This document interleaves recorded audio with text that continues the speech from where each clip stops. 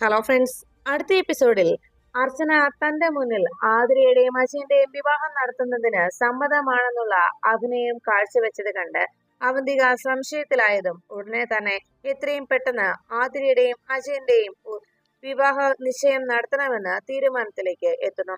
സന്ദീപിന്റെ അരികിലേക്ക് എത്തുന്ന അജയൻ അവിടെ വെച്ച് ആതിര തന്റെ കർണത്തടിച്ചതിന്റെ പക സന്ദീപിനോട് അജയൻ തീർക്കുന്നു. സന്ദീപും അജയന്റെ മുന്നിൽ ഒട്ടും ഭയമില്ലാതെ നിൽക്കുമ്പോൾ സന്ദീപിനെ അജയനും കൂട്ടുകാരും ചേർന്ന് മർദ്ദിച്ച് അവശനാക്കുന്നു. ഈ സമയത്ത് എങ്ങനെയും സന്ദീപിനെ കണ്ടെത്തുന്നതിനെ കുറിച്ച് അർച്ചന ആലോചിക്കുമ്പോൾ അബ്ദുൽ ഖാദർ പറഞ്ഞ ആ പദ്ധതി തന്നെയാണ് നല്ലത് എന്ന് അർച്ചന മനസ്സിലാക്കുന്നു. അവസാനം അവന്തികയുടെ പിന്നാലെ പോകാൻ അർച്ചന തീരുമാനിക്കുന്നു. അവന്തികയുടെ കൂടെ തന്നെ അർച്ചനയും അവന്തിക പോകുന്നിടത്തെല്ലാം പിന്തുടരുന്നു.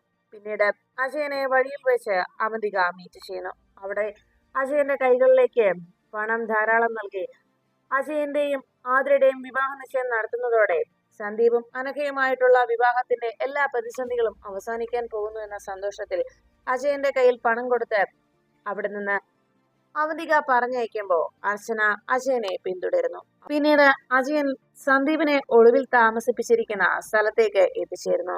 അജയനെ പിന്തുടർന്നെത്തിയ അർച്ചന സന്ദീപിന്റെ താവളം ഏതാണെന്നും സന്ദീപിന്റെ അരികിലേക്ക് എത്രയും പെട്ടെന്ന് എത്തിച്ചേരാനുള്ള വഴികൾ എന്താണെന്നും ആലോചിച്ച് അബ്ദുൽ ഖാദറിനെയും സന്ധ്യ ഡോക്ടറെയും വിവരം അറിയിക്കുന്നു. അവസാനം സച്ചിയുടെ മുന്നിലും ആ വിവരം അറിയിച്ചുകൊണ്ട് അർച്ചന സന്ദീപിനെ രക്ഷിക്കുന്നതിന് വേണ്ടിയുള്ള ശ്രമങ്ങൾ തുടരുന്നു.